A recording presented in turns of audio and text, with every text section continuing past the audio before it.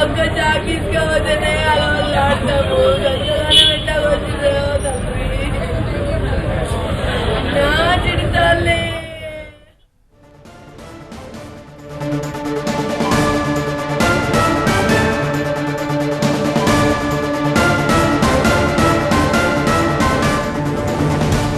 ఒకటి రెండు రోజులు కాదు 5 రోజుల పాటు మిస్టరీగా ఉండిపోయింది ఈ కేసు. ఎలాంటి టెక్నికల్ ఎవిడెన్స్ కూడా దొరకలేదు, పక్కా సాక్ష్యాలు లేవు, అనుమానాల చుట్టూ అల్లుకున్న కేసు ఇది. అయితే ఎక్కడో చిన్న క్లూ, ఆ బాలుడు ఆ ఇంటి పరిసరాల్లో తచ్చాడుతూ కనిపించాడు. దాన్ని లోతుగా దర్యాప్తు చేస్తూ వెళ్తే అసలు మిస్టరీ వీడింది.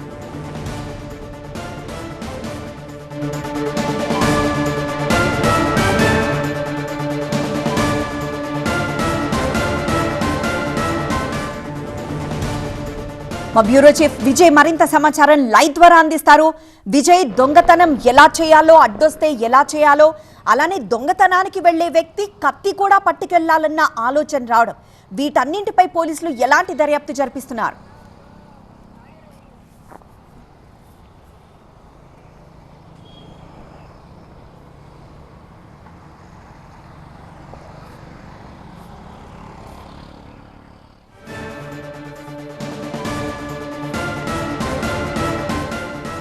పదో తరగతి బాలుడు సహస్రాన్ని హత్య చేశాడంటే ఎవ్వరూ నమ్మలేకపోతున్నారు. అంతకంటే నిర్ఘాంతపోయే విషయం, అతను ప్లాన్ ప్రకారం ఈ దొంగతనం చేసి సహస్రాన్ని చంపేశాడన్న విషయం అయితే మరింత షాకింగ్ కి గురి చేస్తోంది. మరింత సమాచారం మా బ్యూరో చీఫ్ విజయ్ అందిస్తారు. విజయ్, ఆ బాలుడి విపరీత ప్రవర్తనకి సంబంధించి అతని కుటుంబ సభ్యుల్ని ప్రస్తుతం పోలీసులు విచారిస్తున్నట్లు తెలుస్తోంది. సో ఆ చుట్టుపక్కల ఉన్న వాళ్ళు ఏమన్నా అతని గురించి చెప్తూ ఉన్నారా? మరోవైపు సహస్ర తల్లిదండ్రులు ఏమన్నా దీని గురించి డీటెయిల్స్ అందిస్తున్నారా?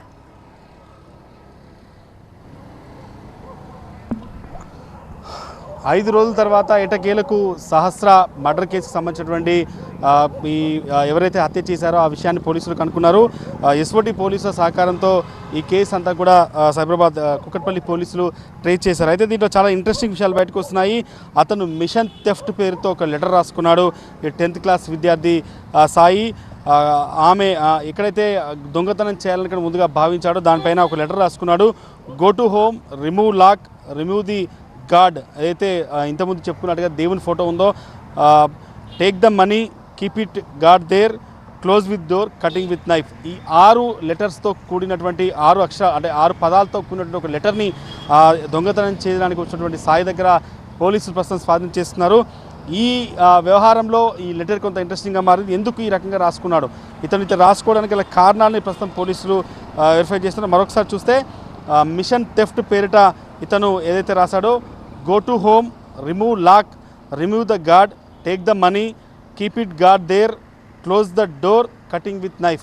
సో ఈ 6 పదాలు ఏవైతే ఉన్నాయో ఈ 6 పదాలను ఆయన ఈ దొంగతనానికి వాడారు. 5 రోజులుగా మొత్తం పోలీసులు అంతా కూడా కొన్ని వేల సీసీ కెమెరాల్ని జల్లెడబెట్టారు. ఎందుకంటే ఆ రూట్లో సహస్ర ఉన్నటువంటి ఆ ఇల్లు ఏదైతే ఉందో ఆ రూట్లో ఉన్న కెమెరాలన్నిటి కూడా దాదాపు కుకట్పల్లి నుంచి ఆ కాలనీకి వెళ్ళేటువంటి అన్ని రోడ్లు కనెక్ట్ చేస్తూ కూడా ఆ టైంలో ఎవరు వచ్చి వెళ్ళిపోయిన కోణంలో పూర్తిగా దర్యాప్తు చేశారు. కానీ ఒక్క సీసీ కెమెరాలో కూడా అక్యూజ్డ్ కంటపడలేదు. ఎందుకంటే అక్యూజ్డ్ వచ్చింది కెమెరాలు ఉండే రూట్ నుంచి కాదు, ఇంటి వెనకాల నుంచి. తాను ఉంటున్న ప్లేస్ అయితే ఉందో ఆ ప్లేస్, వాళ్ళు ఉంటున్న ఇంటికి, సహస్ర ఇంటికి కేవలం ఆ గోడ జంప్ చేసే చాలు. సో అక్కడి నుంచి వెళ్ళి దొంగతనం చేయడానికి ముందుగా ప్లాన్ చేసుకొని గత కొంతకాలంగా సహస్ర ఇంటికి చాలాసార్లు సాయి అనే వ్యక్తి వెళ్ళాడు. 10వ తరగతిన సాయి తరచూ ఇక్కడికి వస్తున్నాడు. సహస్ర కూడా చాలాసార్లు వాళ్ళ ఇంటికి వెళ్ళేది. కానీ ఇతను దొంగతనం చేయాలన్న ప్లాన్తోనే దేవుడి ఫోటో దొంగతనానికి ముందే ప్లాన్ చేసుకుని అయితే వచ్చాడు. కానీ దేవుడి చిత్రపటం వెనకే డబ్బులు పెట్టారన్న విషయం ఈ బాలుడికి ఎలా తెలిసింది? ప్రస్తుతం మనం చూస్తున్నాం, ఇతనే సహస్రాన్ని మర్డర్ చేసినటువంటి వ్యక్తి ఎవరైతే ఉన్నారో ఇతనే సాయి.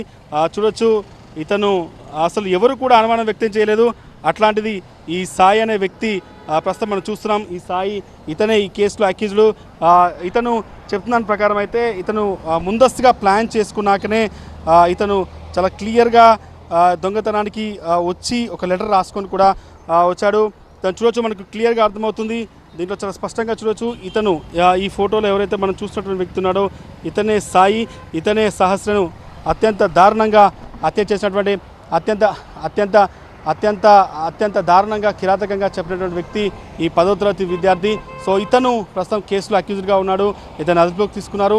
కానీ జరిగిన వ్యవహారం అంతా చూస్తే, ఎందుకంటే అనేక కోణాల్లో పోలీసులు ఈ కేసుని దర్యాప్తుకు ప్రయత్నించారు. అనేక కోణాల్లో దాదాపుగా సొంత తల్లిదండ్రులపైన పోలీసులు అనుమానం వ్యక్తం చేయాల్సి వచ్చింది.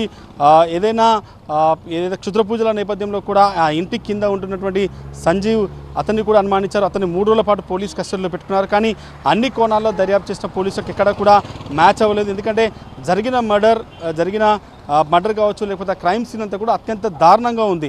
మెడపైన 18 సార్లు కత్తితో పొడిచాడంటే సో దొంగతనం చేసిన విషయాన్ని చూసిన సహస్ర ఖచ్చితంగా వాళ్ళ తల్లిదండ్రులకు చెప్తే తాను బయటపడతానన్న ఏకైక కోపంతో అతను చంపినట్టుగా తెలిసింది. కానీ ఎందుకు ఈ లెటర్ రాసుకొని ముందస్తుగా ఆ లెటర్లో ఈ రకంగా లాక్ ఓపెన్ చేసి లోపలికి వెళ్ళాలి, ఆ తర్వాత ఫోటో వెనకాల డబ్బు ఉంది, ఆ ఫోటోని పక్కన పెట్టాలి, డబ్బు తీసుకోవాలి, మళ్ళీ ఫోటో అక్కడ పెట్టాలి, తర్వాత లాక్ వేయాలి, ఆ తర్వాత కటింగ్ విత్ నైఫ్ అనేది పెట్టాం. సో ఇంత ప్లాన్డ్గా 6 పదాలతో కూడిన ఒక లెటర్ని రాసుకొని మరి వెళ్ళాడంటే ఆ మనిషి ఖచ్చితంగా దొంగతనానికి చాలా రీసెర్చ్ చేసి చాలా ఖచ్చితంగా దొంగతనం ఏ రకంగా చేయాలన్నది, ఒకవేళ దొంగతనం చేస్తుండగా అడ్డొస్తే ఖచ్చితంగా చంపేయాలి. ఎందుకంటే అతని ఇంటెన్షన్ చంపాలనే దానికి సంబంధించి, ఎందుకంటే లెటర్లోనే కటింగ్ విత్ నైఫ్ అంటే ఎవరిని కట్ చేయాలి, ఒకవేళ ఇంటి డోర్ ఓపెన్ కాకుంటేనా, లేకపోతే అది ఏ రకంగా కత్తి తెచ్చుకున్న దానిపైన పూర్తిగా పోలీసులు అయితే ఇన్వెస్టిగేషన్ చేస్తున్నారు. కానీ తెలిసిందంతా మాత్రం చాలా స్పష్టంగా పోలీసులు ఈ 5 రోజుల ఇన్వెస్టిగేషన్లో అనేక కోణాల్లో అనేక సీసీ కెమెరాలు జల్లెడబెట్టారు, అనేక మందిని అనుమానించారు. సొంత పేరెంట్స్ని కూడా పోలీసులు అనుమానించాల్సి వస్తుంది. ఎందుకంటే ఒకవేళ ఇంట్లో గొడవల నేపథ్యంలోనా, లేకపోతే సహజంగానే ఆమె ఏదైనా కిందపడి మరణిస్తే దాన్ని వేరే వాళ్ళ మీద వేసే ప్రయత్నం చేస్తారు. ఇలా అన్ని కోణాల్లో కూడా పోలీసులు అనుమానించాల్సి వస్తుంది. కానీ అందరి అనుమానాన్ని పటాపంచలు చేస్తూ ఒక 10వ తరగతి చదువుతున్నటువంటి ఒక విద్యార్థి అత్యంత కిరాతకంగా 18 సార్లు మెడపైన పొడిచి చంపడాన్ని మాత్రం చాలా సీరియస్గా చూడాల్సిన ఇష్యూ. ఇంత సైకిక్గా ఎందుకు చేయాల్సి వచ్చింది? దీని వెనకాల కేవలం 80 రూపాయల మర్డర్ కోసం 80,000 రూపాయల కోసం మర్డర్ చేశాడంటే పోలీసులు అర్థం చేసుకోవచ్చు ఏ రకంగా ఈ మొత్తం వ్యవహారాన్ని చేశారు. దాదాపుగా ఈ కేసుకు సంబంధించి ఆ లెటర్ అనేది కొంత ఇంట్రెస్టింగ్గా మారింది. ముందస్తుగానే లెటర్ రాసుకొని ఈ పదాలతో ఆయన పూర్తిగా కూడా దొంగతనానికి రావడం, 10వ తరగతి చదువుతున్న విద్యార్థి అంత కిరాతకానికి పాల్పడడానికి గల కారణం కేవలం దొంగతనమే.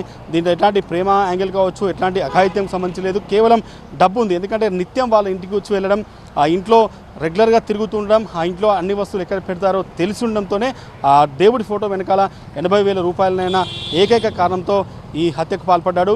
దీన్ని హ్యూమన్ ఇంటెలిజెన్స్ ద్వారా, ఎందుకంటే సీసీ కెమెరాలు ఎక్కడ కూడా దీంట్లో రోల్ లేదు, సీసీ కెమెరాలు ఎక్కడ కూడా అక్యూజ్ రికార్డ్ అవ్వలేదు. సో దీంతో ఏం చేశారంటే ఖచ్చితంగా ఈ కేసుకు సంబంధించి కొంత హ్యూమన్ ఇంటెలిజెన్స్ని కొంత ఎస్ఓటీ డీసీపీ శోభన్తో పాటుగా ఎస్ఓటీ పోలీసులు అంతా కూడా ఈ కేసును కొంత సీరియస్గా తీసుకొని ఏ రకంగా ఇంటికి లోపలికి రావడానికి మార్గాలున్నాయి. ఒకవేళ ఫ్రంట్ డోర్ నుంచి, ఎందుకంటే మీకు ఈ కేసులో పేరెంట్స్ చెప్పిన వాంగ్మూలం అత్యంత కీలకం, వాళ్ళు బయటికి వెళ్ళేటప్పుడు ఎక్కడ డోర్ వేసి వెళ్ళలేదు. సో వచ్చేసరికి బయట నుంచి డోర్ వేసింది. సో ఎవరో వచ్చి డోర్ వేశారన్న యాంగిల్లో కూడా పోలీసుల దర్యాప్తు కొనసాగింది. వెనక నుంచి వచ్చినటువంటి ఈ 10వ తరగతి విద్యార్థి అత్యంత దారుణంగా గోడ దూకి వచ్చి ఇంట్లోకి చొరబడి దొంగతనం చేసి తిరిగి వెళ్తున్న సమయంలో సహస్ర చూసిందన్న కోపంతో 18 సార్లు మెడపైన కత్తితో పొడిచి చంపిన ఘటన. కాబట్టి 5 రోజుల పాటు అనేక సీసీ కెమెరాలు, అనేక యాంగిల్ని పోలీసు ఇన్వెస్టిగేషన్ చేసిన తర్వాత అసలు విషయం బయటకు వచ్చింది. ప్రస్తుతానికైతే సాయి ఇంటికి పోలీసులు చేరుకున్నారు.